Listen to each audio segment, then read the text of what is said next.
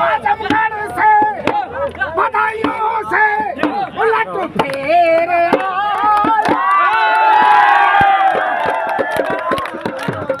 सभी साथी LIC दे दिया, LIC दे जितनी मुनाफे की संस्थाएं थी सबकी सब उन्होंने निधीकरण करके पूंजीपतियों के हवाले और पूंजीपतियों से उसमें से भारी कमीशन भी दिया। कमीशन लेकर के बताइए, कमीशन तो यहाँ तक लिया जबकि अगर कोई सुविधा लेना चाहिए था गरीबों को, किसानों को, मेहनत मजदूरी करने वालों को, और उन्होंने कर्जे किसके माफ कर दिए? अपने मित्र पूंजीपतियों। अब मित्र तो समझ ही गए कौन कौन है, समझ रहे हैं मित्र कौन कौन है? तो उनके कितने रुपए माफ किए?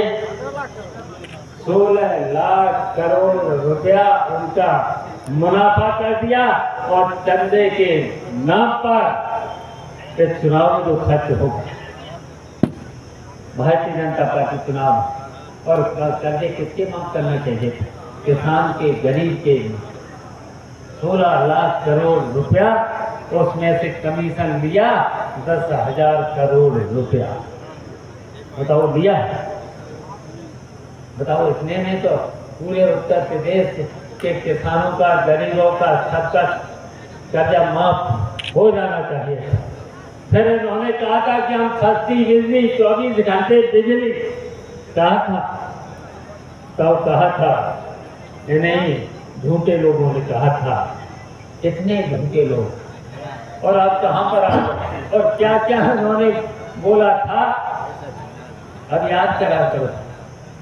जब कोरोना आया था तब क्या दवाइयां तो इन्होंने दी नहीं, सस्ती दवाइयां तो दी नहीं, ऑक्सीजन का इंतजाम तो किया नहीं, और एक काम क्या, रेल बंद। बताओ ऐसे निर्णय लेना चाहिए? रेल बंद, बसें बंद, फैक्ट्रियां बंद। जो यहाँ के लोग बाहर अपना नौकरी करने गए थे, गुजारा करने गए थे, बताओ ये फिर कोरोना का हाल क्या हुआ? फिर इन्होंने क्या किया? बताओ ताली और थाली बजवाने का काम किया। बताओ थाली और ताली से कहीं कम हो जाए, और जब सबके साथ इकट्ठे कर दिए। बताओ अगर कोई कारखाना चलता रहता, कहीं पर रेल चलती रहती, बसें चलती रहती, तो अपने घर तो पहुंच जाते, सब लोग अपने घर पहुंचाए जा सकते थे। है ना बेवकूफों का काम तो बेवकूफ कहेंगे। बताओ ऐसा निर्णय लेना चाहिए था। बताओ बड़े अपने को बड़े बोझ मान रहे हैं। और ऐसे ही बताइए जब नोटबंदी हुई तो क्या, बताओ बड़े घमंड में तो 12 बजे के बाद 500 नोट का और 1000 का नोट कागज का टुकड़ा होता है। बताओ इतना अहिंसा, बताओ अहिंसा था कि नहीं था? और अभी तक रहा। लेकिन अब जब जनता ने, पूरे देश की जनता ने, इंडिया गठबंधन ने और समाजवादी पार्टी ने, और समाजवादी पार्टी के जो कार्यकर्ता हैं, बूथ से लेकर के, सेक्टर से लेकर के, प्रधान से लेकर के प्रधान भी, बताइए जनप्रतिनिधियों का कोई ये भारतीय जनता पार्टी के राज में प्रधानों से लेकर के कहीं पर भी सम्मान है? बताओ। अब यहाँ पर मंत्री आए हैं, अब धमकी दे रहे प्रधानों को, बच्चा जमा करा रहे। और बताइए किसी भी कार्यालय में, तहसील से, थाने से, डीएम के कार्यालय से लेकर के, SSP के कार्यालय से लेकर के, बताओ बिना पैसे की कोई काम हो रहा है इस राज्य में? बताओ। और क्या भगवान राम के राज्य में ऐसा था? और मुझे तो लगता है कि ये असली हिंदू नहीं, नकली हिंदू है ये।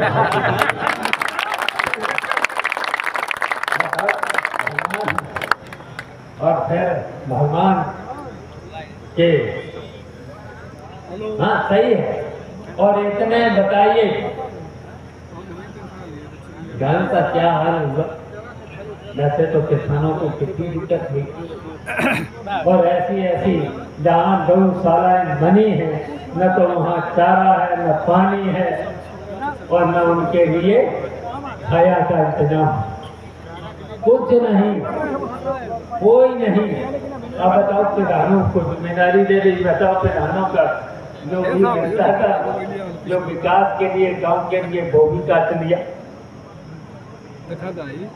और अगली बात तो कौन विकसित यात्रा निकली, विकसित भारत, हाँ यात्रा। बताओ सब प्रधान निकले, प्रधानों की वैसे तो निधि भी काट ली, और उसमें से प्रधानों से 25-25 हजार रुपए प्रधानों से ले लिए। शायद चेयरमैन साहब के यहाँ से भी आया होगा। कोई नहीं बचा है जनता का चुनाव हुआ तो ऐसा हुआ। और धमकियां बताओ, ऐसे जो मंत्री धमकी दे प्रधानों को, लोकतंत्र से जो बाबा साहब ने हमें अधिकार दिया है, वोट का अधिकार दिया है, जिसका जहाँ चाहे जहाँ इच्छा हो, जिसने जिस से सरकार, अगर अगली सरकार बने तो अच्छी सरकार के लिए वोट करें। तो बाबा साहब ने यही तो संविधान दिया है, सबको मत देने का अधिकार दिया बाबा साहब के संविधान ने तो दिया। अब बताइए मंत्री यहाँ धमकी दे तो हम तो कहें, हमारी अपील है सब लोग साइकिल का बटन दबा करके, साइकिल का बटन दबा करके 1 तारीख को, और इसलिए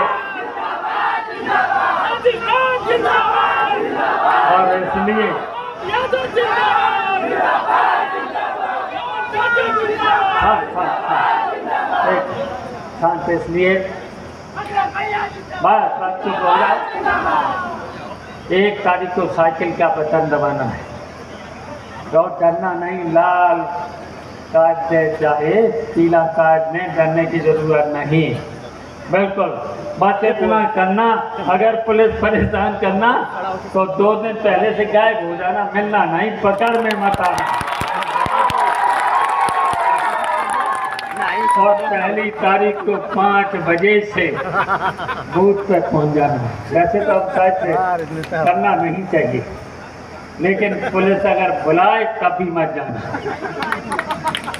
कोई मत जाना बुलाने से पहले। कभी कभी ये मंत्री लोग दबाव देते हैं कि पकड़ लो, वो वोट डलवाएगा, वो अच्छा काम करेगा, तो इसलिए वहाँ पर पकड़ में कोई मत आना। और फिर आप राजीव राय को माइक दे रहे हैं, थोड़ा सा वोट की अपील कर ले, वोट मांग लेना, क्योंकि उन्होंने 10 साल से लगातार 10 वर्ष से 10 वर्ष से,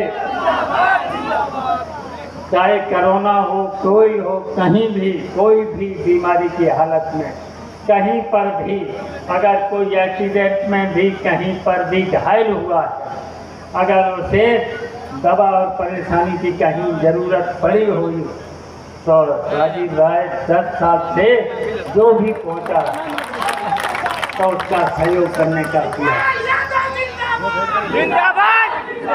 तो इसके लिए अब आ गए हैं, अभी आपसे वोट की अपील करेंगे, वोट मांगेंगे, और 1 तारीख को साइकिल का बटन दबा करके इनको जिताना है। इन्हीं शब्दों के साथ समाजवादी पार्टी जिंदाबाद, जय भीम, जय समाजवाद। धन्यवाद।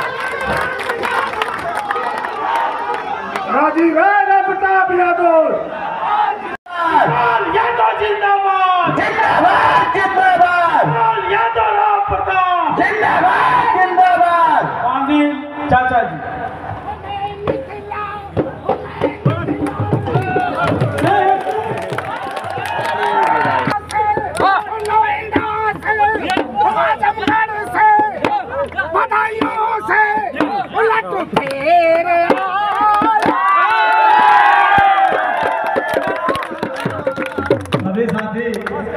कुर्सी करार कर ले। जितने लोग खड़े हैं सभी लोग अपने अपने कुर्सियां बैठ जाए। झंडा पीछे करा, पीछे करा, पीछे करा।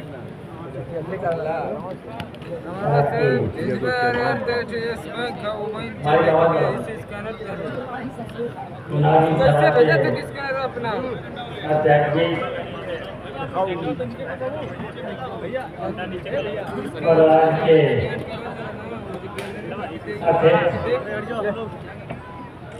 समाजवादी पार्टी के राष्ट्रीय महासचिव रामचंद्र राजभर जी, राजेंद्र राम जी विधायक जी, और इस कार्यक्रम के संयोजक चेयरमैन रजाकोट राम प्रसाद यादव जी, संचालन कर रहे जयप्रताप यादव जी, हनुमान यादव, सपा नेता रविंद्र राय, पूर्व प्रदेश सचिव प्रधान संघ दुटू संस्था प्रधान, जय हिंद कलाकार समाजवादी पार्टी, डॉक्टर ओम प्रकाश यादव प्रधान कचघाट संजय, काजी सुमान अल्लाह साहब जयप्रकाश यादव प्रदेश सचिव समाजवादी पार्टी, राम प्रसाद यादव पूर्व सदस्य पिछड़ा वर्ग आयोग, मोहम्मद वामिद साहब प्रदेश सचिव अल्पसंख्यक सभा, हाजी रिजवान अहमद साहब सिकंदर जी नेता कांग्रेस पार्टी, लाल बहादुर यादव पूर्व अध्यक्ष समाजवादी जनसभा, विनोद यादव असमलपुरी उपाध्यक्ष समाजवादी पार्टी और पूर्व MLC लीलावती जी और प्रदेश सचिव महिला सभा कालिंद्री राजभर, और यहाँ उपस्थित सभी, बहुत देर से आप लोग हमारे नेताओं को सुन रहे हो और हमारे नेताओं की सारी की सारी बातें सब लोग आप लोगों ने सुन ली है। शायद हमारे लिए तो अब कुछ बोलने को बचा नहीं, लेकिन अब ये चुनाव बहुत ही महत्वपूर्ण चुनाव है जो 1 जून को यहाँ पर आप सब लोगों को वोट करना है, और ये इतना महत्वपूर्ण है और इसलिए भी महत्वपूर्ण हो जाता है कि ये समाजवादी पार्टी और इंडिया गठबंधन के लोग, कांग्रेस के लोग भी यहाँ पर बहुत सारे लोग बैठे हैं, और इंडिया गठबंधन अब की बार भारतीय जनता पार्टी को देश से हटाना चाहते हैं, और इसलिए भी हटाना चाहता है ये भारतीय जनता पार्टी के समय में कानून का राज नहीं है, और जबकि हमें बाबा साहब ने जो संविधान दिया है उसमें कानून का राज होना चाहिए। जनता ने इसलिए चुना है और जनता का भी राज होना चाहिए, लेकिन इस समय आपको देखने को मिल रहा है देश भी संकट में है, और इसलिए संकट में है कि भारतीय जनता पार्टी तानाशाही की ओर जा रही है, और उन्होंने वादे तो बहुत कुछ किए थे, हमारे साथियों ने बहुत कुछ बता दिया है, और ये भी कहा था कि हम अच्छे दिन लाएंगे। इतना झूठ बोले हैं ये भारतीय जनता पार्टी के लोग। तो हम कहना चाहते हैं ये भारतीय जनता पार्टी और भारतीय जनता पार्टी की सरकार झूठी सरकार है, और ये लोग झूठे हैं, और झूठे के साथ साथ बेईमान भी हैं, और बेईमानी के साथ साथ ये भ्रष्ट भी है। तो साबित हो गया, अब तो साबित हो चुका है। तो ऐसी सरकार को, जनता को एक मिनट भी बर्दाश्त नहीं करना चाहिए। कितना झूठ, और झूठ के साथ साथ देश कहाँ जा रहा है। उन्होंने कहा था कि हम देश पर जैसी सरकार में आएंगे कर्जा कम करेंगे। अभी बता रहे थे पूर्व विधायक बैजनाथ पासवान जी, 5 गुने से ज्यादा देश पर कर्जा हो गया है। बताइए अब विकास कैसे होगा? जो भी पैसा विकास का होता है तो वो तो ब्याज में जाएगा।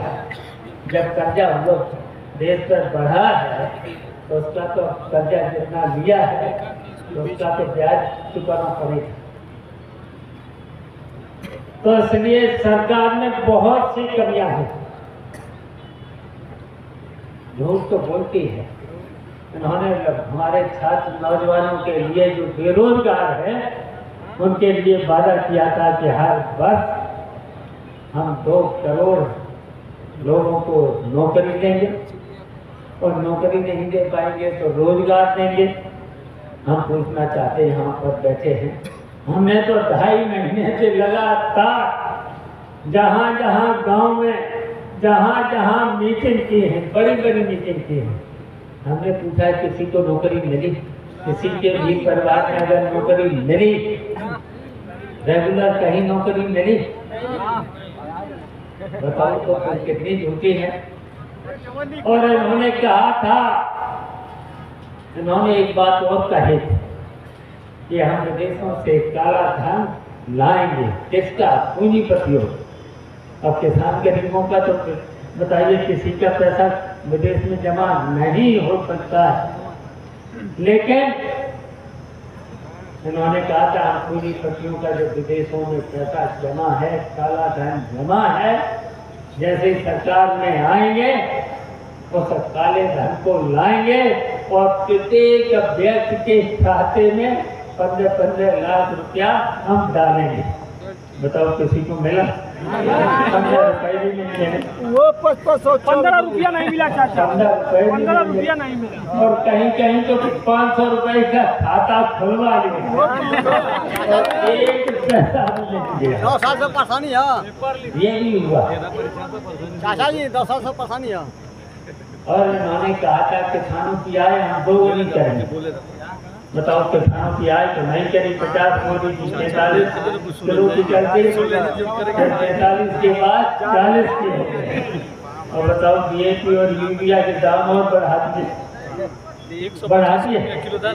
और बताइए जब किसान दिल्ली पर धरने पर बैठे, 2 साल लगातार बैठे, बताइए अपनी मांगों को लेकर के, जो काले कानून, 3 काले कानून भारतीय जनता पार्टी के किसानों के खिलाफ ले आए।